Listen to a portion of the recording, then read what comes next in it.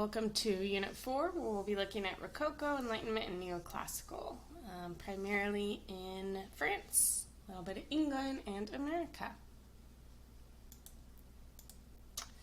So, one thing to note is the difference between being objective and you're expressing or dealing facts and conditions is perceived without distortion by personal feelings, prejudices, or interpretations.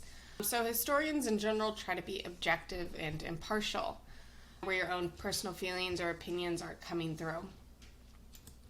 And then subjective is where there are personal feelings that are apparent, where you have subjective thoughts relating to or being experience or knowledge as conditioned by personal mental characteristics or states. And so there's this big struggle. This famous philosopher Voltaire, actually during this time period, he pointed out that history is a pack of tricks we play upon the dead. Subjectivity, it's this process of investigation. But the present can and does influence our knowledge of the past. We see everything through our own current worldview. And sometimes that distorts how we're looking at the past and what their worldviews are. And every historian has their own likes and tastes and aptitude and preferences, etc. Like how I went on and on about how much I love Baroque, and then there's later movements in art that I may not be the fan of, but I'll try to be as impartial and as objective as possible. And so there's also the idea of like different historians choose different lenses to look at the past. There's looking at the past, like Karl Marx, he looked at it only through this lens of class struggle. He would see, if he was looking at artworks, he would see everything as like a struggle between classes. There's other ones that focus on the human spirit. Arguably, I have a humanist approach where I look at like, okay, how does this represent this pursuit of human potential? So just note that for some of what we're looking at is under some of the subjectivity of art historians. And also that human nature is really complicated. It's a lifetime learning process of balance. There's this whole spectrum of emotions that we feel. Each of us has our own personal life experiences. No two beings think or experience the life the same way.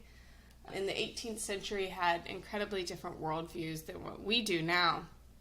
So it's hard for us to separate that. So note that, especially when we get to American Neoclassicism. Okay, so important dates, and this is on your handout. Rococo, 1723 to 59, which coincides during the Enlightenment, as you'll see, 715 to 1789. Some argue it started in the 1650s and lasted to the 1800s. Neoclassical, 1760 to 1850. And our first French Revolution, 1789 to 99. Now, this is during our time where art academies, they are the institutional authority in art. We discussed briefly about how there's this hierarchy and how history paintings are the foremost and the top of the hierarchy, and then portraits, and so just keep that in mind. And so here we have Rococo. So as you can see, Rococo is extremely elaborate. Our color palette, for the most part, has changed. Fragonard's swing, which we'll get to, is a key work for this. It looks a little darker here, but in general, these vine-like motifs, these more circular and spiraling motifs, and this lighter color palette is really indicative and a characteristic of art being Rococo.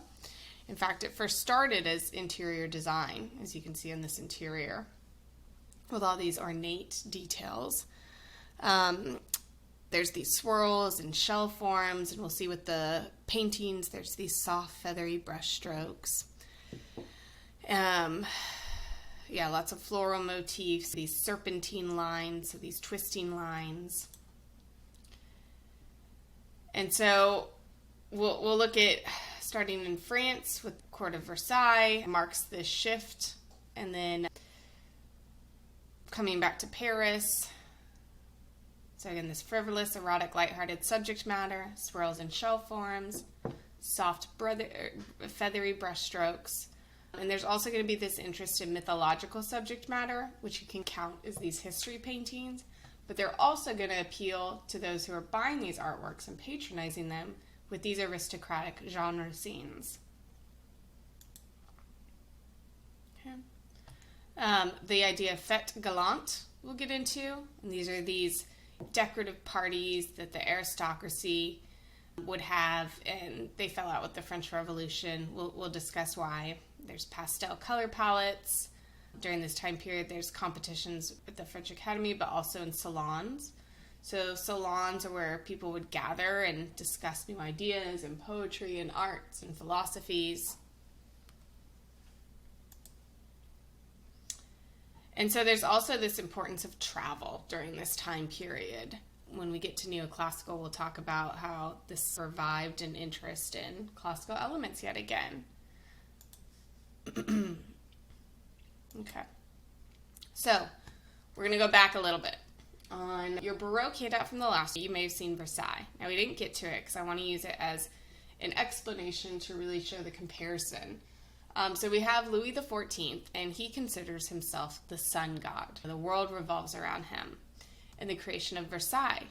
So normally the court, the Paris court, these nobles would have different roles.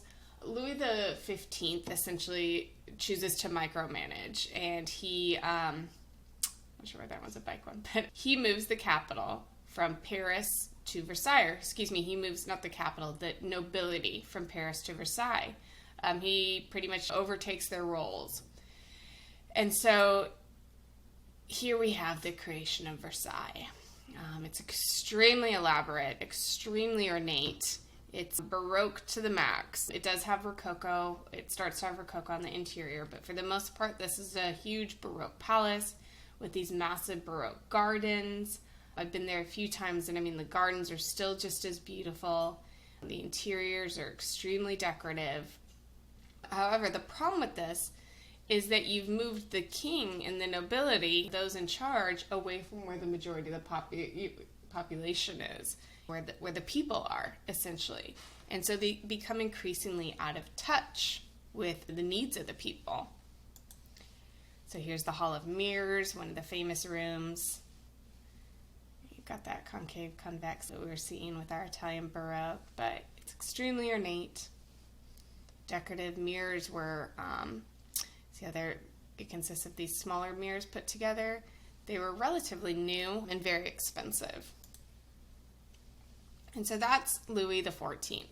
This sun god moves to Versailles, and here's his son, Louis XV. Now he's still at Versailles, and problems start to become apparent with this. Okay, so here we have more Rococo. Now let's just take a minute to observe with these portraits how there's this shift in color change, right? Where this lighter, pinker color palette, these pastels. And so let's talk about Rococo. And we're going to use Antoine Watteau's Embarcation for Cythera as our initial piece.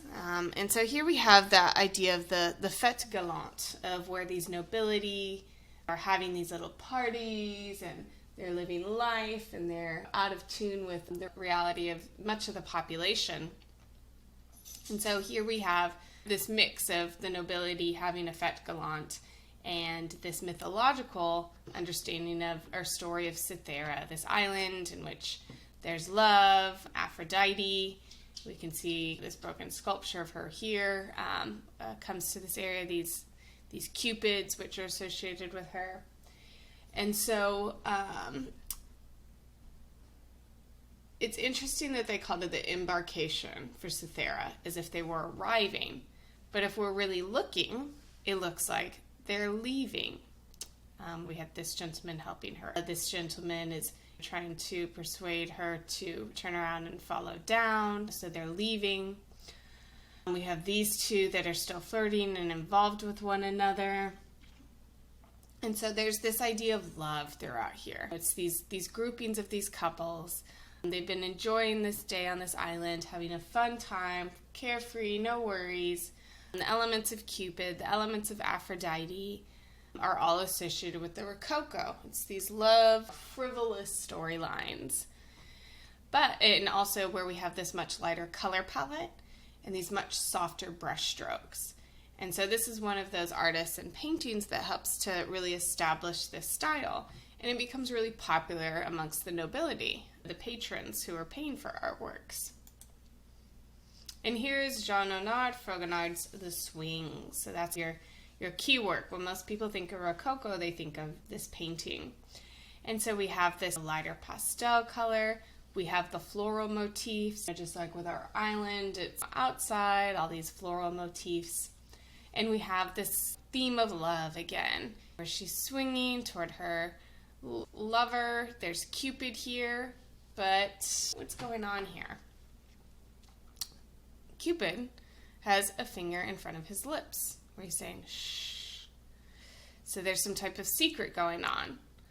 So she's actually being swung by this gentleman over here. See how he has these ropes? So this is likely her husband or whatnot. He's older. And so he's swinging her. And unbeknownst to him, on the other side of this bush, is her lover that she's having this affair with. And she's lifting up her leg, and he's peeking up her skirt. So it's pretty explicit that they're having this affair. We have the lighter color palette, the pastels, the looser brush strokes. But this is really frivolous. It's a testament to the frivolous fun that these nobility are having, and later this is also criticized for the lack of morality. This idea of affairs not being a big deal and celebrated, and that issues essentially that other classes will have with the nobility, the aristocracy.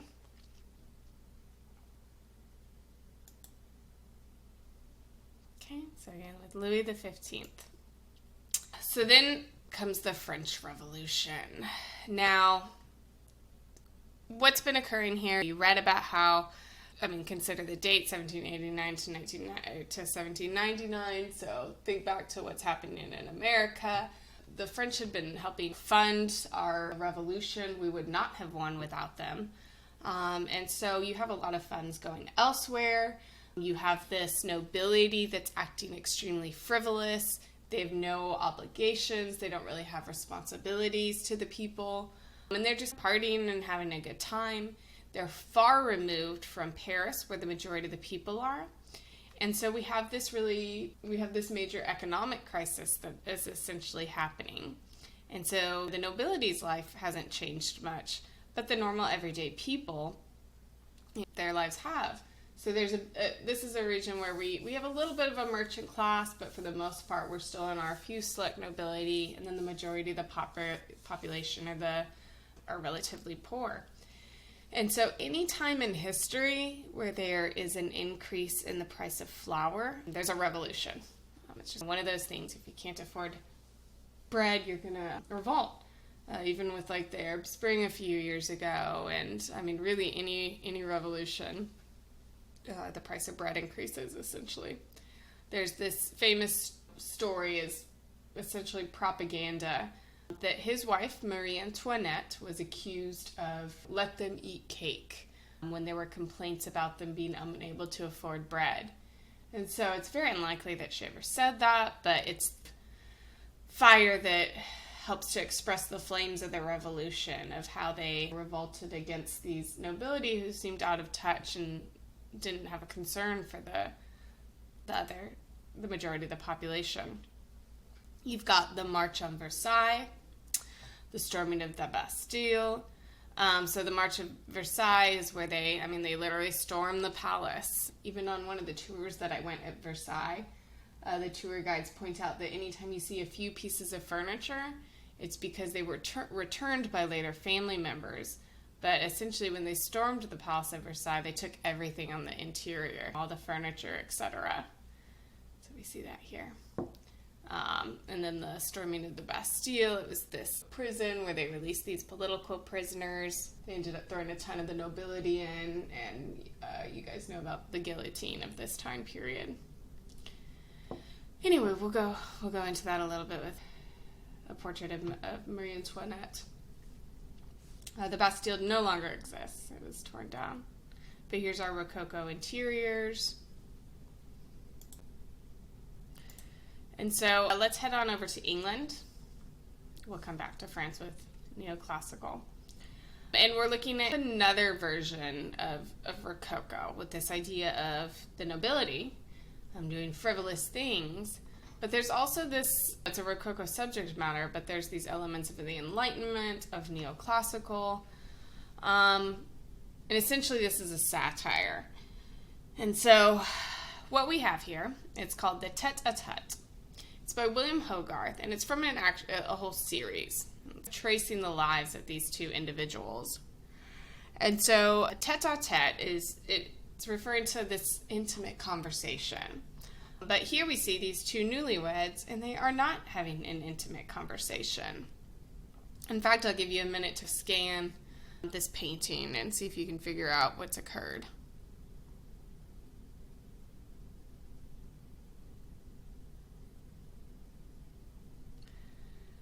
Okay, so you may have noticed there's a mess a little bit. This gentleman's waking up.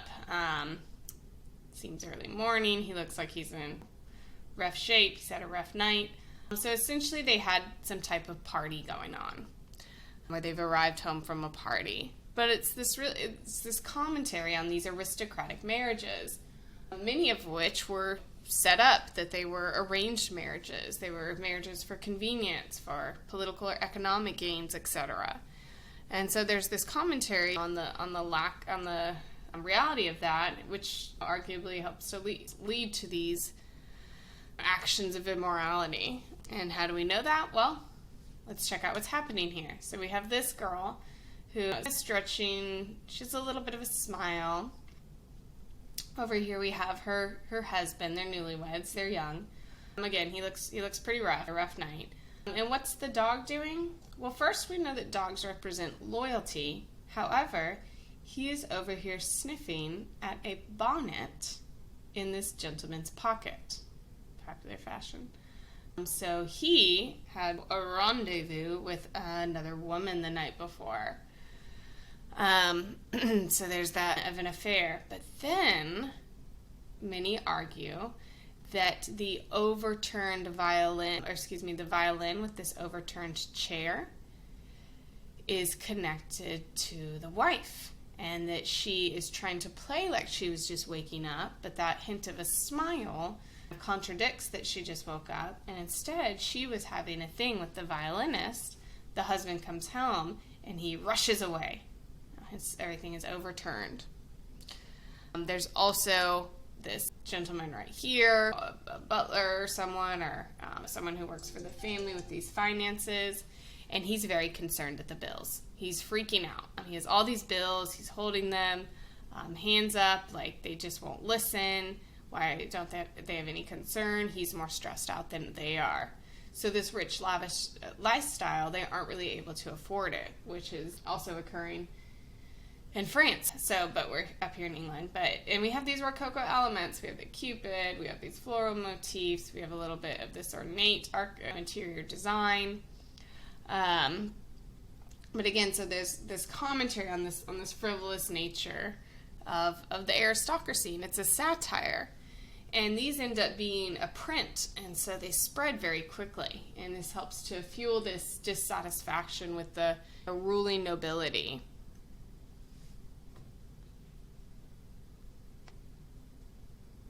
So now in England, we have much more of a merchant class. So like what we were talking about with the Netherlands, you've got the British Empire expanding, and so we do have an emerging middle class. Unlike France, really. And so it's these wealthy merchants, these middle class patrons that really like this series. Before is the marriage settlement. So again, it's this whole series that expresses their life. You can see these two aren't really interested in one another. We've got these two dogs. They're being told that they need to marry one another. Here are their fathers, where they're negotiating this marriage. Again, it's out of convenience or political or economic gain. And this gentleman is pointing to his family tree, how they are of noble stock. Notice how his foot is bandaged. He has gout, which is really exacerbated by a very unhealthy living style. And so, again, this satire, this commentary on these upper nobility. And so there's back to, so we see more of how they aren't really interested in each other. So here's some of the etchings and engravings of how they spread like wildfire. Okay, here's what's called the inspection, where here's this gentleman again, the husband, this memento mori, and we're likely within like one of his mistress's houses or home. And notice the skeletons in the closet and how that is pretty clear about how the secrets that people hide, etc. Here's the child who likely just found out about, her husband's affair, etc. Here they are conversing and playing.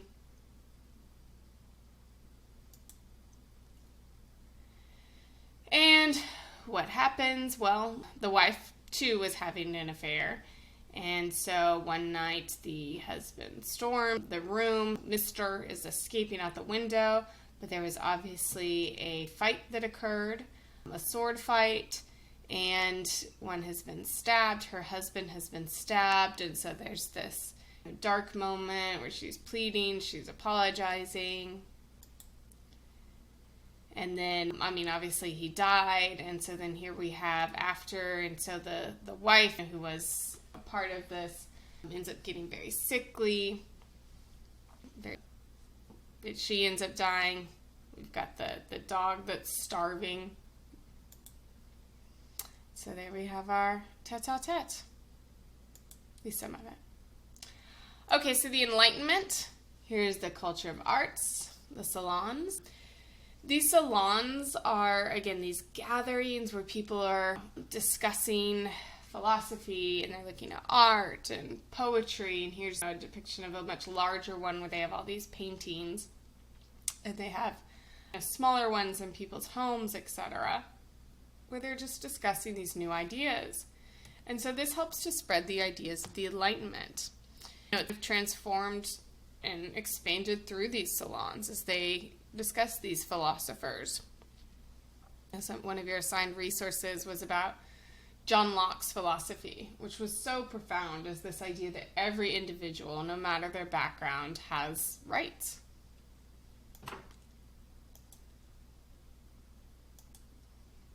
So John Locke, government powers limited, people have natural rights such as life, liberty, and property. Montesquieu, the powers of the government should be separated into separate branches.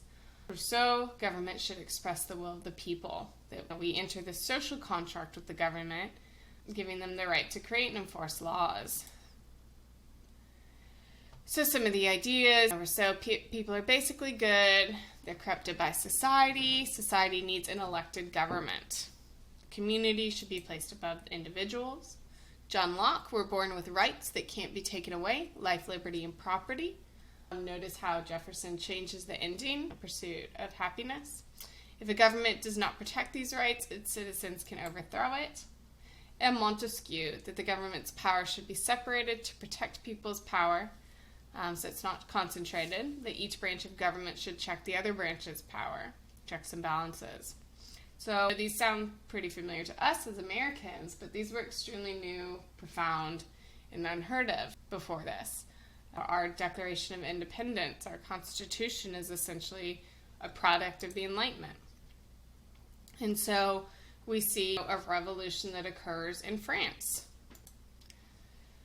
This is also described as the scientific revolution because we have this emphasis on rational thought. And we have these surgeries that are occurring. Here's Rembrandt from our previous unit, a Baroque artwork. So it already started in certain areas, but this more medical scientific study expands. And so Joseph Wright of Derby's artwork, a philosopher giving a lecture on the orrery, is our key work for the Enlightenment. And so we have some Baroque elements here, right? And this looks pretty Baroque, where we have our tenebrism, our lack of a background, we have our realistic individuals. However, unlike any of those artworks, this isn't any type of mythological or religious scene. Instead, it's showing a scientific instrument, this orrery.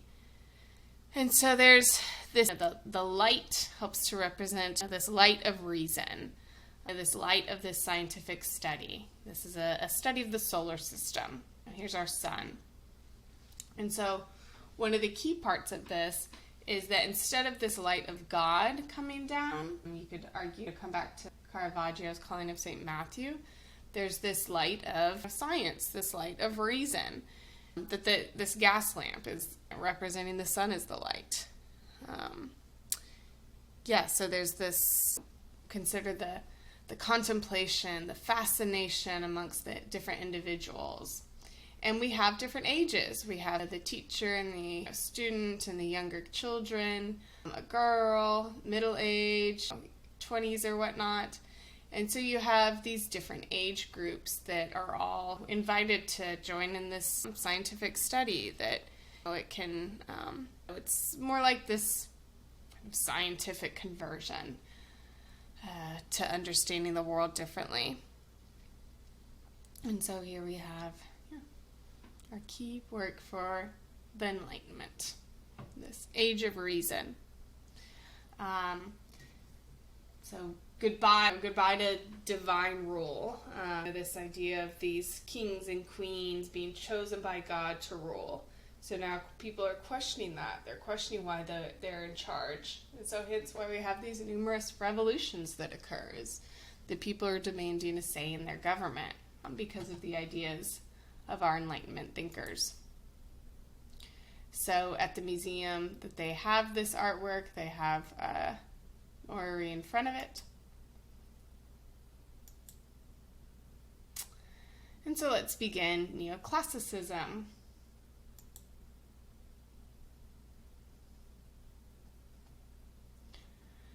So, with this idea of travel, there was this idea of, if you're of the upper nobility, you take this grand tour of Europe, of mail. And so you would go travel through Europe, and in 1709, Herculaneum was discovered. And so this is like Pompeii, right before Pompeii is discovered. And so it was another volcanic eruption in which it covered and preserved this Roman town. And so it really helps to popularize these classical elements again. Think back to similar to the Renaissance, but we're a couple centuries ahead. We're going to talk about the French Revolution, the royal family, Reign of Terror, etc. Napoleon seizing power. But here's our discovery of Herculaneum, and people are bringing back all these souvenirs from this area, all these Greco-Roman items that are being found. And so then there's this real interest in morality versus the frivolity that we were looking at with the Rococo. And so they're looking to the classical era, again, to help answer some of these questions. So again, with the Grand Tour, the Enlightenment, this coinciding with our Neoclassical period. And so the peak of the Neoclassical period is aligned with the Enlightenment era. People are bringing back these antiques and souvenirs. And so you have neoclassical painting, sculpture, decorative arts, theater, literature, music, architecture. And so we come back to the more straight lines, these linear lines, a limited color palette, simplicity of form, and also a commitment to values. Is our subject matter is going to really emphasize morality versus the immorality of the Rococo. And so it's pretty much a reaction against it. In fact, we'll see how all these rebels who begin these revolutions really look to neoclassical art. They reject the Rococo aristocracy-based artworks. So, the French Revolution, again, we have the breakdown of the French budget. There were these intermittent crises, food shortages, increased food prices. Like I said, anytime the price of bread increases, there's a revolution, there's unemployment, there's the aristocracy is spending too much. In fact, they're looking to assistance from the nobility, etc. So what we're going to look at now is this Marie Antoinette and her children. So she's the Queen of France.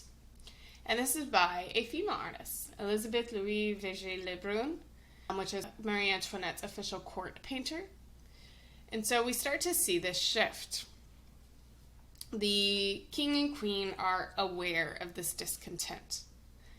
And so there's this attempt, such as this portrait, where it's essentially propaganda to an extent. It's trying to argue against the dissatisfaction and the rumors that are circulating in Paris. And so here we have Marie Antoinette. So she's not engaged in anything frivolous. There's no Rococo subject matter going on.